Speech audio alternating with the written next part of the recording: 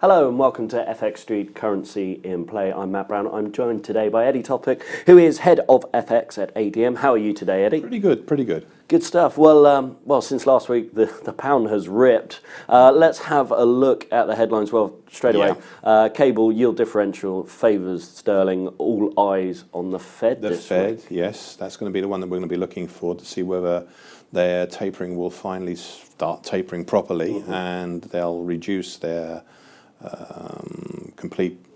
get out of that complete scenario we've had of the low interest rates and move into what they call a normalized interest rate environment. Wait and see on that one. Indeed. And again, US dollar looking for direction below 92. Again, we're waiting on the Fed. And maybe linked to that as well, gold drops to over 2-week lows below the 13.15 level.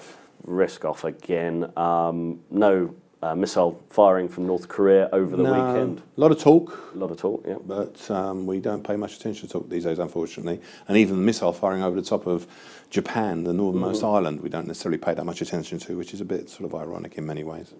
So look, I think Donald Trump is addressing his first address to the UN, I believe. Well, the whole General Assembly, it's the annual General Assembly meeting. So there's a lot of politicians be heading towards New York, and there's going to be a lot of deal making going on in the background there. I'm sure they'll be speaking not just as public face, but also there'll be the private discussions between the various heads of state. Understood. And looking at a few charts you pulled on today, euro dollar still within that trend, the pitchfork. It's still, I mean, it's still there. It's still working with it. It's towards the lower end of it. But you can see last week on the Wednesday, it dropped down and bounced straight back up again. It's steady at the moment. It's not really going that much higher. But we had a new high the week before last. The last week's low was still above the previous week's low. So we're still gradually moving up, though it's obviously slowed down a little bit at the moment. Good stuff. Moving on, looking at euro sterling now. Here's an interesting chart. I warned you, 21st century high, 94.12. The closer you get to it, the more compressed will be the resistance. And it managed to get up to a resistance which is around about 93 even, but actually tipped over to about 93.07. It had then a bearish doji, and 2 weeks later had a key reversal down. Higher high, lower low, and below two previous closes. That was on the Thursday of the week before last. Yes. And then last week was the result of that, the big move down that we saw on the back of that.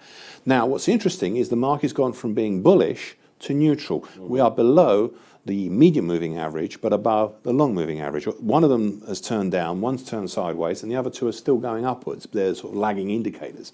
So we're actually, the market at this particular point, I'd say, is more neutral.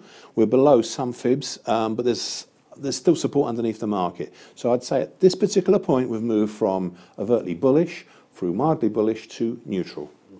And do we expect it to consolidate around here to find a new level and decide where to go, this neutral kind of no man's land? We've got some support areas, which is underneath the market is the long moving average is 87.06. So the 87 area is support. Then above the market, you've got the resistance, which is the medium moving average, and that's trading around about 88.60 at the moment. So those two levels are where the support and resistance is. If you're going to consolidate, it'll be between those. But there's room on the downside, and there's room for a little bit of movement on the upside as well. So there'll be if there's a trading consolidation, it'll be a trading range rather than a specific one. At the moment, the trend is still to try lower. Last Wednesday, we had a big key reversal down as well, mid-move. So there is impetus to push it further lower. But I'd watch out for that, the move down below. We've had the first close below the October 2016, December 2016 move, the 50% move of that. That's quite significant. That's the first close. We haven't had one further than that. That's at 88.34. If you have another one, there'll be a further bearish signals, and that'll mean an attack then at that long moving average at 87.05, 87 even area. Understood. Moving on. Again, looking at sterling, but first is the dollar. Cable onwards and upwards, broke through that resistance. Yeah, we had a nice channel line which had been working since May, June actually, really. And we broke through the upside resistance. As I said to you, there was fairly free movement up to around about the 136.50 area. We managed to 136.17, and we've halted there at the moment. There isn't that much beyond that till you get to 140. 110, 140.09.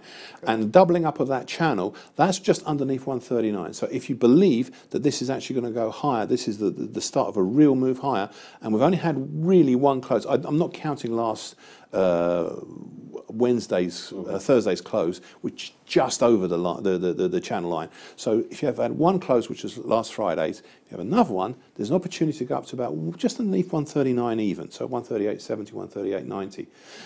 That would be a doubling up of this channel line. That would be the first reasonable target area if you're looking on the upside. If you're looking on the downside, well, you've got support at 134, which is the channel. So at the moment, we're caught between a no man's land. It's not really moving in any direction, but there's plenty of movement and plenty of opportunity in either way.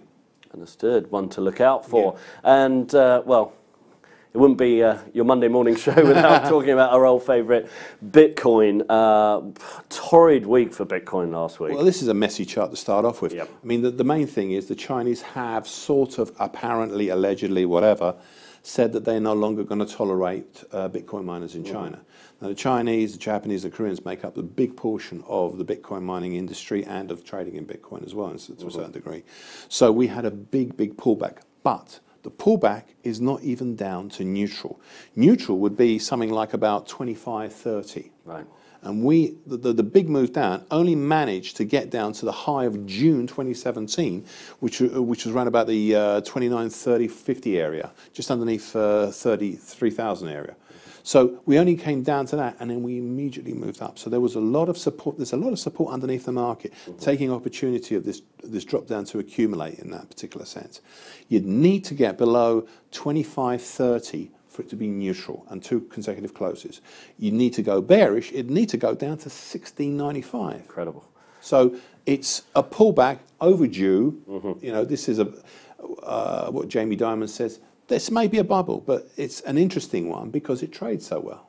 And if you look at it as a chart, that's what you want to see, something like that. So we've had a big pullback today. Thursday and Friday last week were indecisive actions, indecisive doji crosses, effectively.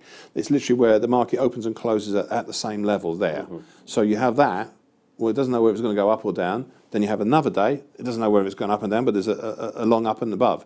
So it stopped the move down temporarily, if nothing more, and now we had a movement back up again. So we'll see where we are next week on the back of that. Looking today, though, I should say, anything jump out? I think Bank of England, Carney speech. It's late in the day, though. Yes. You know, it's late in the day for London. There's nothing really that's coming out and smacking me in the face with it, so to speak. And looking ahead to this week, obviously, the Fed, German elections as well. That's now sort of on the horizon as well. We've also got some other details coming in of that election to see how that's going to be going ahead. But the politics that I'm no expert on, but it's obviously sitting there waiting for us. It's literally a date, and you're going to look to go towards and see what happens. But the euro at the moment, it's benefiting at the moment for a stronger euro and a weaker dollar overall. I don't necessarily see at this particular point what's there to help the dollar at this point, unless we see Janet Yellen raising the interest rates in the US and having a good, clean action on normalizing the balance sheet, of buying back of the various things that they've sold at various points to get money, or the other way around. Whichever way it is, it's to try and normalize their balance sheet. That's what we're going to be looking to see. Understood. Well, we'll wait for that in the middle of the week. But in the meantime, Eddie, thank you so much for joining us today. Thank you.